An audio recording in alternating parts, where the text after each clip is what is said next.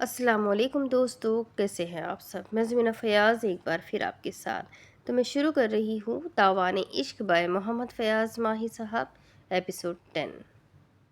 یہ میں کیا سن رہا ہوں فریحہ؟ دانیال نے اپنی اٹیچی زمین پر رکھتے ہوئے کہا۔ تم نے آج بھی مما کے ساتھ بدتمیزی کی ہے۔ وہ ابھی فورن کنٹری سے لوٹا تھا۔ اس کی ماں نے اسے فریحہ کے لچھن اور زبان درازی کے بارے میں سخت الفاظ میں بتایا تھا، بلکہ کان بھرے تھے۔ وہ دھیمے مزاج کا شخص تھا، مگر اپنی بے عزتی برداشت نہ کرتا تھا، چاہے اس کی لور کم بیوی فریحہ ہی کیوں نہ ہو۔ میں نے مما کے ساتھ کوئی بدتمیزی نہیں کی ہے، وہ غلط کہہ رہی ہے۔ فریحہ نے اس کی طرف دیکھے بغیر جواب دیا تو دل ملا کر رہ گیا۔ وہ دبیز قالین پر چلتا ہوا قیمتی بیڈ کو کراس کرتا ہوا ڈیگو پینٹ سے بنے ہوئے ڈریسنگ ٹیبل کے پاس کھڑی فریحہ کے پاس پہنچا تو دونوں کی نظریں آپس میں ٹکرائی، مگر جلد ہی فریحہ کی نظریں جھک گئیں۔ مجھے بتاؤ، بات کیسے شروع ہوئی تھی؟ گویا کہ اس کا انداز دھیما ہی تھا، مگر تلخی اس کے لہجے سے آیا تھی۔ اب تم ہی بتاؤ، میں کیسے انہیں سمجھاؤں کہ میں… وہ بات ادھوری چھوڑ کر دانیال کی طرف دیکھنے لگی۔ پوری بات کرو فریحہ۔ تم جانتی ہو کہ ادھوری بات اور نامکمل شخصیت، مجھے ان دونوں چیزوں سے سخت نفرت ہے۔ بات دھیمی تھی، مگر لہجہ تلخ ہونے لگا تھا۔ میں اور مما ابورشن کروانا چاہتے ہیں۔ فریحہ کی زبان سے بم نکل کر سیدھا دانیال کے سینے پر لگا اور دل کے چیتڑے اڑا گیا۔ وہ لرز کر رہ گیا۔ وہ حیرانگی اور سکتے کی کیفیت میں فریحہ کو دیکھتا رہا۔ کچھ دیر تو اس کی سمجھ میں ہی نہ آیا کہ وہ کیا کہے یا پھر فریحہ نے کیا کہا ہے۔ اس کا سکتہ ٹوٹا تو وہ فریحہ کو کندھوں سے پکڑتا ہوا اس کا چہرہ اپنی طرف کرتا ہوا بولا، میں باپ بنا مجھے علم ہی نہیں ہوا، اور تم ماں بن کر اپنی کوکھ سونی کرنا چاہتی ہو۔ اس کے لہجے سے دکھایا تھا۔ کم آن دانی پلیز، وہ مفاہمت بھرے انداز میں بولی۔ میں ابھی اس جھنجٹ میں نہیں پڑنا چاہتی۔ وہ اپنا رخ دوسری طرف موڑ کر بولی، ابھی میری عمر ہی کیا ہے؟ میری عمر کی لڑکیاں تو ابھی اسٹوڈنٹس ہیں اور اپنی لائف انجوائے کر رہی ہے، اور تم چاہتے ہو کہ میں بچے پالوں، ان کو فیڈ کروں؟ کم آن، واٹ پونس! کیا کبھی اس کے بارے میں بھی سوچا ہے کہ جن کی شادی کو 10 سال ہو گئے ہیں اور ان کے یہاں کوئی بچہ نہیں ہوا؟ وہ اسے سمجھانے والے انداز میں بولا تھا، مگر لہجے کی تلخی کو چھپا نہ سکا۔ وہ درباروں اور درگاہوں پر جا کر اللہ کی نیک اور برگزید بندوں سے دعا کرنے کا کہتے ہیں کہ اللہ ان کی دعاؤں سے اولاد کی خوشیوں سے جھولی بھر دے، اور ایک تم ہو کہ اس کی نعمت کی ناشکری کر رہی ہو۔ کچھ بھی ہے دانیال، وہ ہاتھ کھڑا کر کے بولی، میں اس بچے کو ابھی جنم نہیں دوں گی۔ ابھی کیا، 5-6 سال میں اپنی زندگی انجوائے کرنا چاہتی ہوں، اپنی مرضی سے جینا چاہتی ہوں۔ میں ابھی سے اولاد کی مرضی کی قیدی نہیں بننا چاہتی۔ وہ اٹل لہجے میں بول رہی تھی۔ دانیال کی تیوری چڑھ گئی۔ وہ غصے میں پھنکارنے لگا، مجھے یہ بچہ چاہیے۔ اس کا لہجہ بھی اٹل تھا، مگر مجھے نہیں چاہیے۔ تمہارا یا تمہاری مما کا فیصلہ ہے۔ میں اپنے فیصلے خود کرتی ہوں، مگر اب تم میری ملکیت ہو، میری بیوی ہو، کیا مجھے خرید کر لائے ہو؟ تلخی اور تیز تند فقروں کے تبادلے نے گھر کے دوسرے افراد پر بھی ان کی رنجشیں عیا کر دی تھی۔ میاں بیوی ایک دوسرے کی ملکیت ہی ہوتے ہیں، جس پر کوئی تیسرا حق دعویٰ نہیں کر سکتا۔ تو پھر میری مرضی ہے کہ میں اپنی زندگی جیسے چاہوں گزاروں اور تم اپنی زندگی جیسے چاہو گزارو۔ فریحہ کے چیخ کر بولنے سے دانیال کی مما، پاپا اور سسٹر بھی ان کے کمرے میں آ گئے تھے۔ کیا ہو رہا ہے یہ سب؟ وقار عظیم کی پروقار آواز گونجی۔ دانیال اس طرح بات کرتے ہیں بہو سے؟ انہوں نے دانیال کو ڈانٹا تو اپنی صفائی میں کچھ کہنے ہی والا تھا کہ مسز وقار بول پڑی، اس میں دانیال کا قصور نہیں ہے۔ فریحہ نے جل بھن کر ساس کی طرف دیکھا اور زبان پر قابو نہ رکھ سکی، سارا قصور آپ کا ہے۔ Fariha, mind your language, she is my mother. Daniyal کا پارا ہائی ہو گیا۔ وقار کو ساری بات کا پتہ نہ تھا، اس لیے وہ ابھی تک ششوپنج میں ہی مبتلا تھا کہ کیا معاملہ ہے۔ ان کے ذہن میں الجھنے والی گتھی فریحہ کی بس زبانی نے سلجھا دی۔ میں جانتی ہوں کہ تمہاری ماں ہے اور میری ساس، مگر یہ اپنے بیٹے کے گھر کو کیوں اجاڑنا چاہتی ہے؟ فریحہ بیٹی، یہ تم کیا کہہ رہی ہو؟ وقار عظیم کی حیرت چند دو ہو گئی تھی۔ میں نے آپ سے علیحدگی میں راز رکھنے کو کہا تھا، مگر آپ نے اپنے بیٹے کے کان بھر دیے کہ میں اس کا بچہ گرانا چاہتی ہوں۔ وہ براہ راست ساس سے مخاطب تھی۔ وقار عظیم پر ایک اور نئی بجلی گری۔ میں ابھی سے بچوں کے جھنجٹ میں نہیں پڑنا چاہتی۔ میں کل مما کے ساتھ جا رہی ہوں کسی لیڈی ڈاکٹر کے پاس ابورشن کروانے۔ کسی کی جرت ہے تو مجھے روک لے۔ وہ پاؤں پٹکتی ہوئی بولی، اتنی بدتمیز اور ضدی ہو تم، مجھے یہ معلوم نہ تھا۔ اس گھمنڈ اور تکبر کو اپنے سر سے اتار دو، گھر بسانے کے لیے ماں کی ہدایتیں لینا چھوڑ دو۔ دانیال اس کے قریب پہنچ گیا تھا۔ اچھا، وہ تنک کر بولی، تمہاری ماں کی ہدایت پر عمل کرو اور اپنی زندگی ابھی سے اجیرن کر لو۔ اس سے پہلے کہ وہ کچھ اور بکواس کرتی، ایک زوردار تھپڑ نے کمرے کے تمام مکینوں کی ورتیں حیرت میں مبتلا کر دیا تھا، کر کے پتھر کے مجسمے میں تبدیل کر دیا تھا۔ سب سے زیادہ حیرت اور دوگ فریحہ کے چہرے اور آنکھوں سے آیا تھا، کیونکہ دانیال اور وہ ایک دوسرے سے کالج لائف میں ہی محبت کرتے تھے۔ وہ تصور نہ کر سکتی تھی کہ دانیال اتنی بڑی حرکت کر سکتا ہے۔ وقار عظیم آگے بڑھ کر دانیال کو بازو سے پکڑ کر جھنجھوڑتے ہوئے بولے، یہ کیا بدتمیزی ہے؟ زبان سے بات کرو، ہر مسئلے کا حل گفتگو سے حاصل ہوتا ہے، ڈنڈے، لاٹھی، گولی اور تشدد سے نہیں۔ دانیال کو بھی احساس ہو چکا تھا کہ اس نے فریحہ کو تھپڑ مار کر غلطی کی ہے۔ آئی ایم سوری پاپا، وہ بے دلی سے بولا۔ فریحہ سے سوری بولو۔ باپ کے حکم پر ان کی طرف دیکھنے لگا۔ دانی، میں نے جو کہا وہ سنا نہیں کیا؟ وقار عظیم کی گونجدار آواز نے دانیال کو مجبور کر دیا کہ فریحہ سے اس زیادتی کی معذرت کرے۔ سوری فریحہ، تم نے اچھا نہیں کیا دانی، اس تھپڑ کا خمیازہ تمہارے سارے خاندان کو بھگتنا پڑے گا۔ میں کسی غریب اور لاچار خاندان کی مجبور بیٹی نہیں ہوں جو تمہارے اور تمہاری ماں کے ظلم سہ کر بھی خاموش رہوں۔ یہ تھپڑ تم لوگوں کو بہت مہنگا پڑے گا۔ وہ منہ سے آگ برسانے لگی تھی۔ دانیال نے بے بسی سے باپ کی طرف دیکھا۔ اس کا انداز ایسا تھا کہ اگر اب فریحہ نے کوئی بکواس کی تو وہ اس کے دانت توڑ دے گا، مگر وقار عظیم معاملہ فہم اور باشعور انسان تھے۔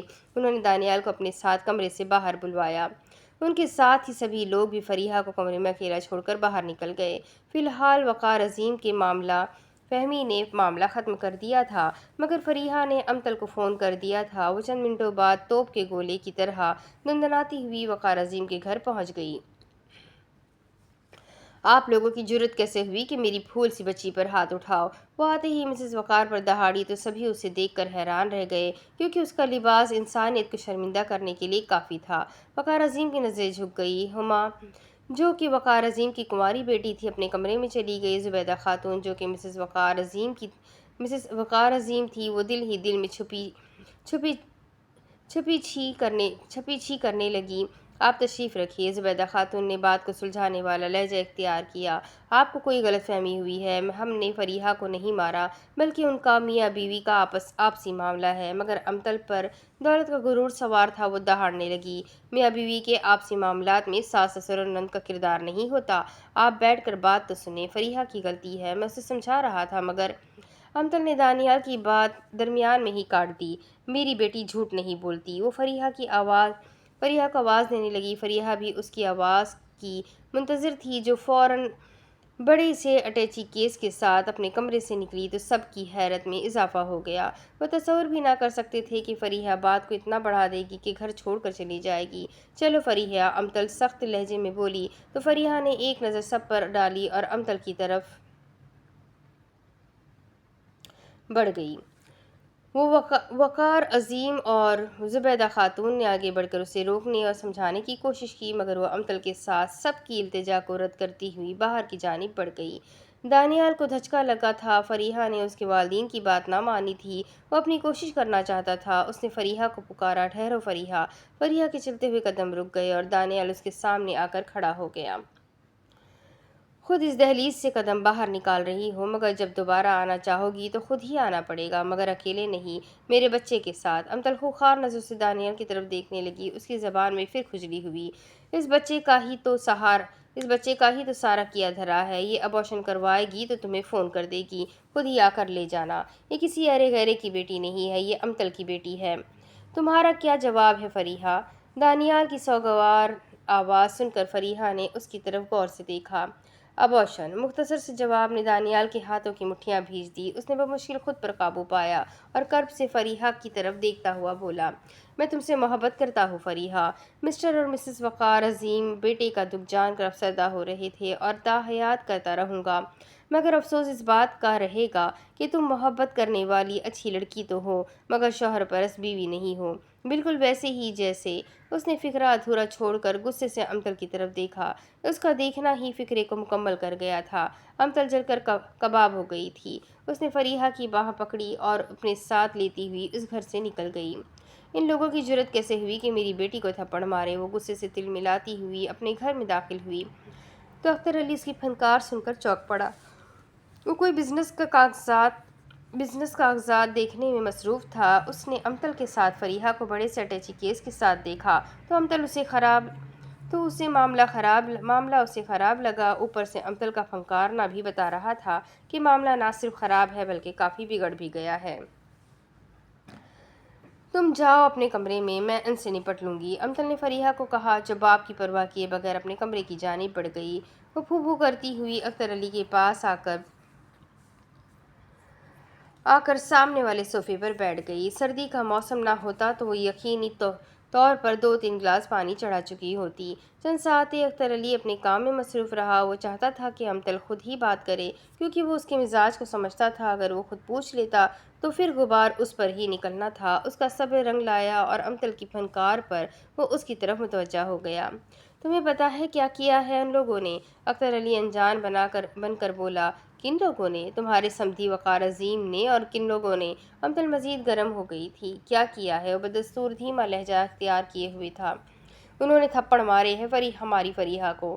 امتل نے ایک تھپڑ کو جمع کر کے کہانی میں سسپنس پیدا کرنے کی کوشش کی، مگر اختر علی کچھ خاص متاثر نہ ہوا۔ کیوں تھپڑ مارے ہیں؟ بس یوں ہی، بے جا پابندیاں، اور کیا؟ وہ ناک بھویں چڑھا کر بولی۔ اسے اختر علی کا اہم معاملے میں انجان بنا رہنا ذرا نہ بھایا تھا۔ وہ پھر اسی انداز میں بولا، کوئی جان بوجھ کر تو نہیں مارتا؟ تمہارا کیا مطلب ہے؟ فریحہ کی کوئی غلطی ہے؟ وہ تنک کر بولی۔ غلطی تسلیم کرنا دوسروں کی جیت پر خوشی منانے کے مترادف ہوتا ہے۔ دیکھو اختر علی، وہ فیصلہ کن لہجہ اختیار کرتی ہوئی بولی، اب فریحہ اس گھر میں جائے گی تو ایک شرط پر، وہ تمام خاندان آ کر مجھ سے اور فریحہ سے معافی مانگے، بس انف از انف۔ معاملہ تو ان دونوں میاں بیوی کا ہوگا۔ تم کیوں؟ انہوں نے میرے ساتھ بھی بدتمیزی کی ہے، یہ میری انا کا مسئلہ ہے۔ اختر علی اس کی بات سن کر کھڑا ہو گیا۔ تمہاری انا نے احمد کا گھر بسنے سے پہلے ہی اجاڑ دیا ہے۔ اتنا کہنا تھا کہ امتل آسمانی بجلی کی طرح چمک پڑی۔ اختر علی، تم میری توہین کر رہے ہو۔ اب اس بات کا بدلہ میں تمہیں احمد کی شادی اچھی سی جگہ پر کر کے ہی چکاؤں گی۔ اختر علی کا قہقہہ بلند ہو گیا۔ وہ حیرت سے اس کی طرف دیکھنے لگی۔ احمد اب تمہاری مرضی سے کبھی شادی نہیں کرے گا۔ رہ گئی بات فریحہ کی تو وہ ابھی غصے میں ہوگی۔ وہ 4 دن دانیال سے دور رہے گی تو خود ہی چلی جائے گی۔ آخر وہ دونوں ایک دوسرے سے محبت بھی تو کرتے ہیں، اور ابھی شادی کو دیر ہی کتنی ہوئی ہے۔ احمد میری مرضی سے شادی بھی کرے گا اور فریحہ بھی میرے حکم کی تکمیل کرے گی۔ تم دیکھنا اختر علی، میں اپنے بچوں کی زندگی پرسکون بنا دوں گی۔ وہ بھی اٹھ کر اختر علی کے سامنے کھڑی ہو گئی تھی۔ دل دوبارہ خاص طور پر ایسے ٹوٹتا ہے کہ اس کی آواز نہیں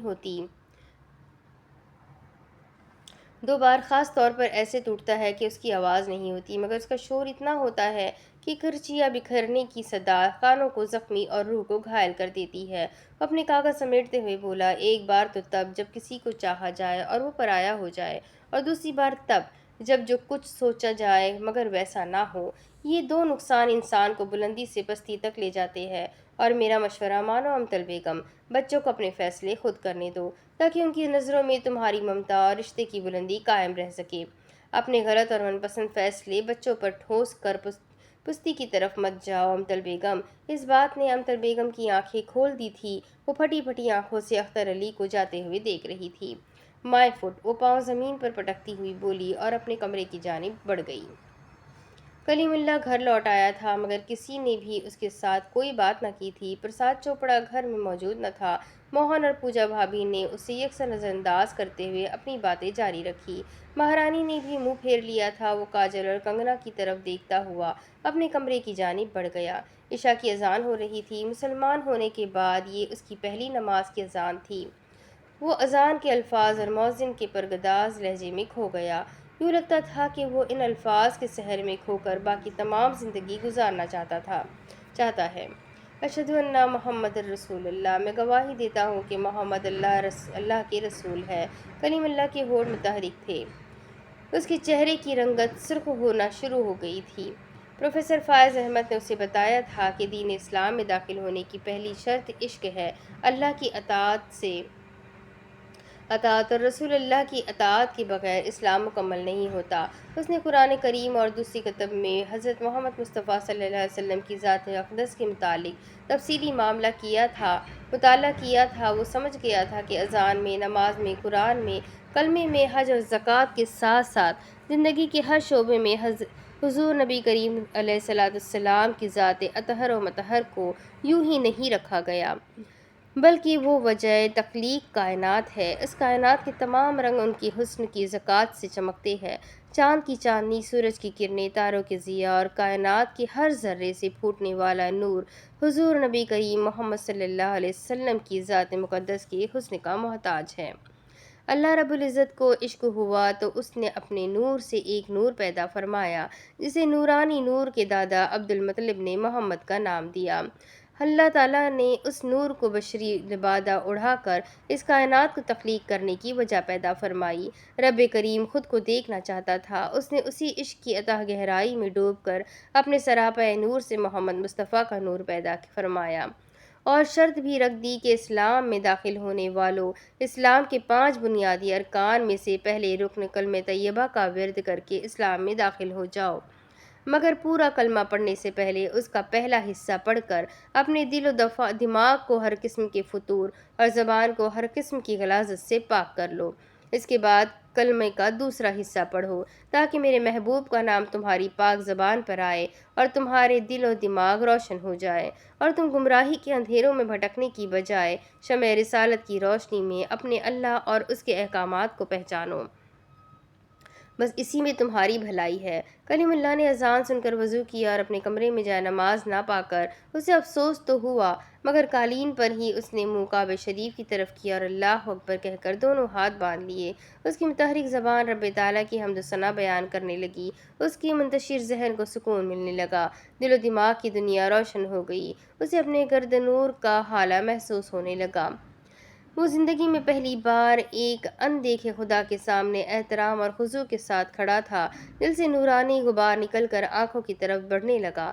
سورہ فاتحہ کے بعد سورہ اخلاص پڑھنے کے بعد وہ جیسے ہی اللہ کی کبیر یعنی بیان کرتا ہوا رکوع میں گیا تو آنکھوں کا دریا رواں ہو گیا۔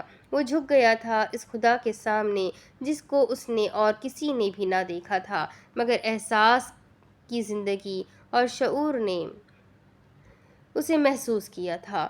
ہر لمحہ، ہر پل اپنے ارد گرد، اپنے آس پاس کائنات کے ہر ذرے سے دیکھنے والے خدا کو اس نے ہمیشہ اپنے ساتھ محسوس کیا تھا۔ پہلا سجدہ اس کی زندگی بدل گیا تھا۔ وہ جیسے ہی سجدے میں گرا، بس پھر دل اور آنکھوں کی دنیا بدل گئی۔ اللہ تعالیٰ کو اس کا مصمم ارادہ اور دل کی سچائی کے ساتھ ساتھ قرآن کریم کی حرمت و پاکیزگی پر اپنی جان قربان کرنے کی ادا پسند آ گئی تھی۔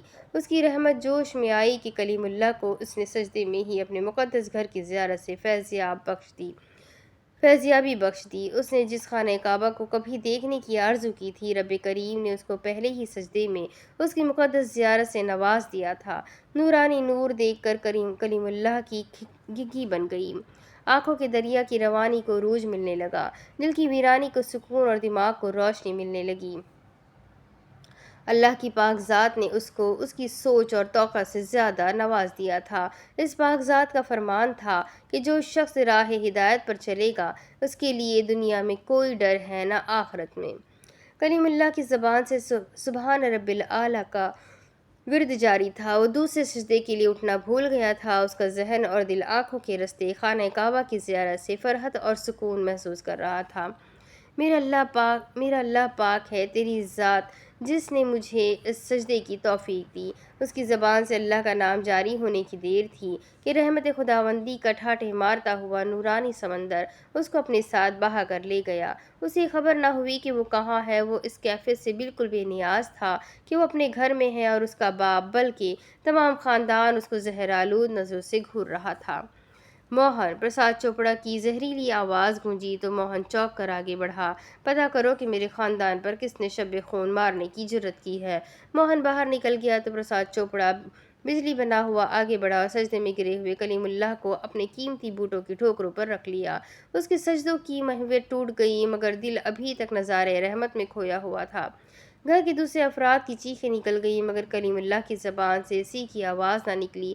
وہ اپنے ہندو باپ کی مار بڑے صبر اور تحمل سے کھا رہا تھا۔ حرام زادے، اس دن کے لیے میں نے تجھے جنم دیا تھا، میری ناک کٹوا دی ہے تم نے۔ برادری اور خاندان میں میں کہیں منہ دکھانے کے قابل نہیں رہا۔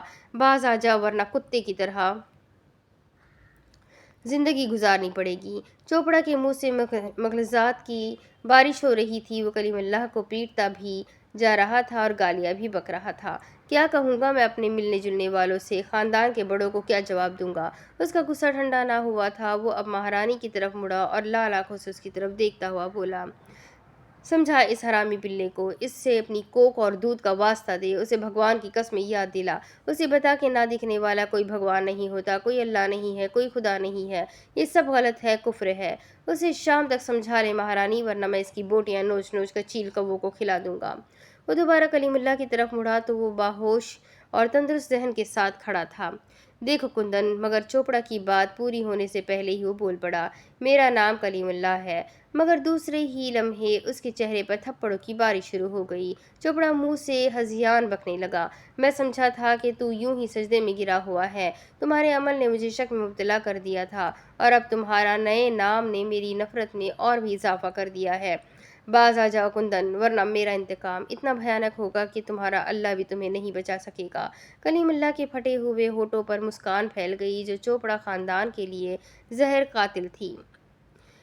جو شخص قربانی اور احسار کا مظاہرہ کرتا ہے وہ مر کر بھی زندہ رہتا ہے۔ آپ کا ظلم و تشدد مجھے موت تو دے سکتا ہے مگر میرے مضبوط ارادے کو ٹس سے مس نہیں کر سکتا۔ چوپڑا صاحب، میرا اللہ ہر جگہ موجود ہے، تمہارے دل میں بھی اور پتھر کی اس مورتی میں بھی جسے تم پوجتے ہو۔ وہ پتھر تمہیں کچھ نہیں دیتا، اگر دیتا ہے تو میرا اللہ بس۔ کلیم اللہ نے پہلی بار باپ کو نام لے کر للکارا تھا اور اس کے بھگوان کو الفاظ کو پیرہن اڑا کر غلط اور جھوٹا کہا تھا۔ اس بات نے پرساد چوپڑا کو آگ بگولا کر دیا تھا۔ کلیم اللہ کی باتیں سن کر لرزنے لگا تھا مگر خود پر قابو رکھنے میں ہی اس کی بھلائی تھی، کیونکہ کلیم اللہ رب واحد کی احکامات کی پیروی کرتا ہوا ساتھ ساتھ تبلیغ بھی کر رہا تھا۔ کتنا تشدد سہ سکتے ہو کندن؟ پرساد چوپڑا ایک دم لائن پر آ گیا۔ وہ اس کی آنکھوں میں دیکھتا ہوا بولا، جتنے نام میرے اللہ کے ہے، جتنے سپارے قرآن کریم کے اور ان کے تمام الفاظ، اور پھر میرے آقا علیہ الصلوۃ والسلام کے جتنے نام اور ان کے حروف ہے، دنیا میں جتنی مساجد ہیں ان کے جتنے مینار ہیں، اور پھر مسجد نبوی کے جتنے دروازے ہیں، غرض کے اسلام کی خاطر اتنے زخم سہ سکتا ہوں کہ تمہاری گنتی ختم ہو جائے گی۔ کلیم اللہ کا جواب کیا تھا؟ اسلام کے متعلق اس نے اپنی معلومات کا ذخیرہ پرساد چوپڑا کے کانوں میں انڈیل دیا تھا۔ کیا ملے گا تمہیں؟ روپیہ، گاڑی، بینک بیلنس؟ چوپڑا کی بھویں چڑھ گئی تھی۔ نہیں، کچھ بھی نہیں ملے گا تمہیں، بلکہ ان سب چیزوں سے محروم ہو جاؤ گے۔ بھوکے ننگے بن کر جب گلیوں میں بھیک مانگو گے تو پیٹ کی دوزخ کو بھرنا مشکل ہو جائے گا۔ الفاظ میں سے آگ برس رہی تھی مگر کلیم اللہ کا کہا ان پر مزید آگ برسا گیا۔ مجھے یہ سب چاہیے بھی نہیں، یہ دھن دولت میرے کسی کام کے نہیں ہے۔ جو کچھ میری آنکھ نے دیکھ لیا ہے، دل اور دماغ نے محسوس کر لیا ہے، اگر وہ سب تم دیکھو تو قسم میرے پاک اللہ کی، اس دنیا میں دولت کو ٹھوکر مار دو اور اسی پاک ذات کے در پر جھکنے کو ترجیح دو۔ اس کا کمرہ کوئی نہیں کھولے گا، کوئی بھی اس سے رابط نہیں ہوگا، اسے بھوکا پیاسا رہنے دو۔ کوئی بھی اس سے رابطہ نہیں رکھے گا، اسے بھوکا پیاسا رہنے دو۔ میں دیکھتا ہوں کہ اس کا اللہ اسے کھانا کہاں سے پہنچاتا ہے۔ پرساد چوپڑا منہ سے آگ برساتا ہوا اہل خاندان سے مخاطب ہوا اور سب کو باہر نکلنے کا اشارہ کیا اور خود اپنی نگرانی میں اس کمرے کو تالا لگوا دیا۔ میرے اللہ، مجھے ان راہوں پر چلنے کی توفیق فرما جو تیرے پیارے محبوب مصطفیٰ صلی اللہ علیہ وسلم کی بتائی ہوئی سیدھی اور سچی راہیں ہیں۔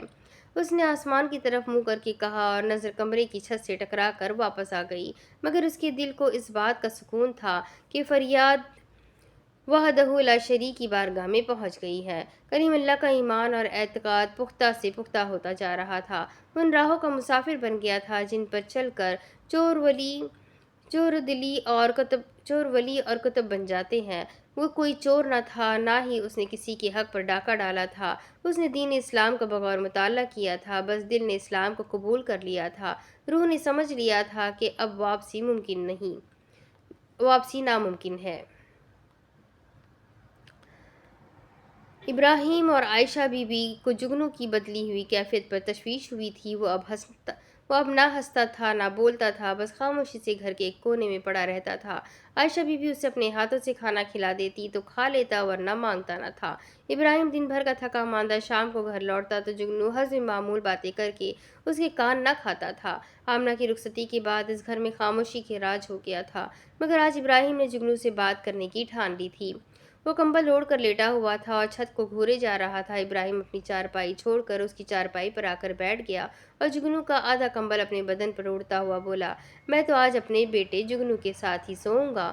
مگر جگنو نے کوئی بھی بات کرنے کی بجائے تھوڑی سی جگہ اس کے لیے خالی کر دی اور دونوں کو اچنبھا ہوا تو عائشہ بی بی بولی، پتر کوئی بات کیوں نہیں کرتے؟ اس گھر میں کتنی خاموشی ہے، یہ گھر ایسے تو اچھا نہیں لگتا۔ بولو چہکو اور کہے لگاؤ، کیا بات ہے؟ مجھے نہیں بتاؤ گے؟ میں تمہاری ماں ہوں۔ ان کی آواز بھرا گئی تو جگنو ان کی طرف غور سے دیکھنے لگا۔ اس کی آنکھوں سے موٹے موٹے دو آنسو نکل کر گالوں پر لڑھک گئے تو ابراہیم نے اسے اپنے ساتھ چمٹا لیا۔ میں نے مدینہ جانا ہے اماں جی۔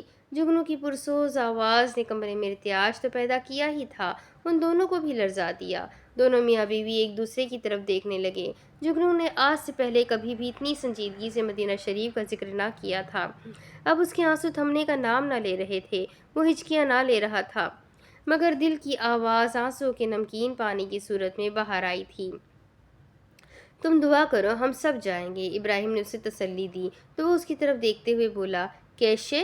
سنا ہے بہت شا روپیہ لگتا ہے۔ جگنو نے آج تک روپے پیسے کو کبھی بھی اہمیت نہ دی تھی، مگر آج اسے شدت سے احساس ہونے لگا تھا کہ مدینہ جانے کے لیے بہت سا روپیہ بہت ضروری ہے۔ اتنا روپیہ ہم کہاں سے لائیں گے؟ ہم کوئی امیر نہیں۔ اس کے لہجے کی یاسیت نے ابراہیم کو بھی اندر سے ہلا دیا تھا۔ وہ عائشہ بی بی کی طرف دیکھنے لگا، مگر وہ شوہر سے آنکھ نہ ملا سکی۔ اللہ تعالیٰ کی رحمت بہت وسیع ہے، ہم گنہگار لوگ تصور بھی نہیں کر سکتے۔ تم نے مدینے جانا ہے نا، تو اس کی رحمت سے مایوس کیوں ہوتا ہے؟ اس کی رحمت کو پکار اور مدینے والے آقا کا وسیلہ دے کر دعا مانگ، وہ خود سنے گا۔ مدینے جانے کے لیے روپوں کی ضرورت نہیں ہوتی، بلکہ تاجدار مدینہ دل کا حال جانتے ہوئے ٹکٹ پر مہر لگاتے ہیں۔ وہ جب اپنے عاشق کی قسمت پر مہر لگاتے ہیں تو پھر روپوں کا بندوبست بھی خود ہی ہو جاتا ہے۔ عائشہ بی بی سمجھ گئی کہ ابراہیم جگنو کو اچھے الفاظ میں سمجھا رہا ہے، اور جگنو کا اس بات میں سر ہلانا اس بات کی علامت تھی کہ وہ باپ کی باتوں کو نہ صرف سن رہا ہے بلکہ سمجھ بھی رہا ہے۔ میں تمہیں سمجھاتا ہوں۔ تاجدار مدینہ سرور قلب و سینہ حضرت محمد مصطفیٰ صلی اللہ علیہ وسلم کو اللہ تعالیٰ نے یتیم پیدا فرمایا تھا کہ وہ یتیموں کے والی بنے۔ اللہ تعالیٰ نے انہیں غریبوں اور مسکینوں کی مدد کرنے کے لیے پیدا فرمایا ہے۔ وہ اللہ کے حکم سے اپنے عاشق کو ہزاروں میل دور بیٹھے ہوئے بھی پہچانتے ہیں اور ان کے حال بھی جانتے ہیں۔ تم عشق میں پڑو گے تو وہ تمہیں خود ہی بلائیں گے۔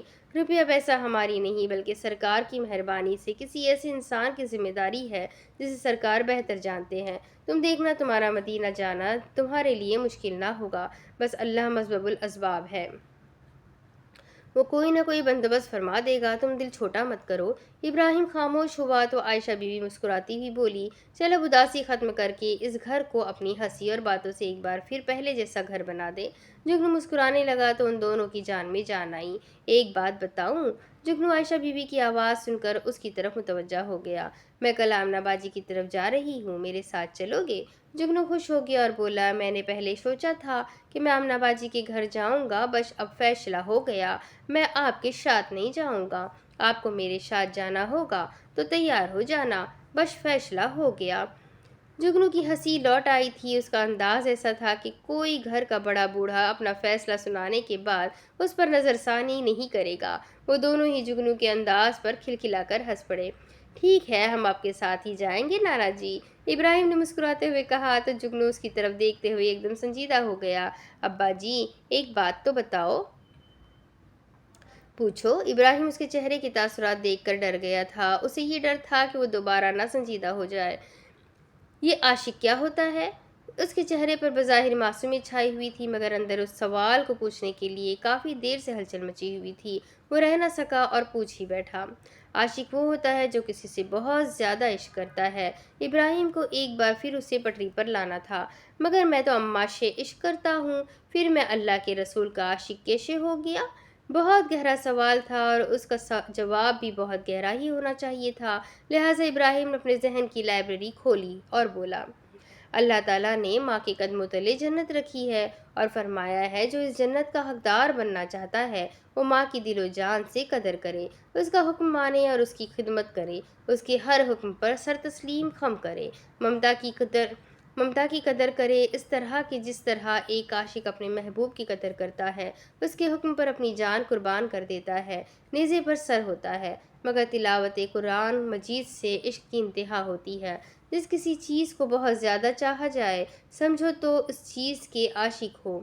ماں کی ممتا سے عشق کرو گے تو جنت تمہاری ہوگی، یہ میں نہیں کہتا بلکہ قرآن اور حدیث میں آیا ہے۔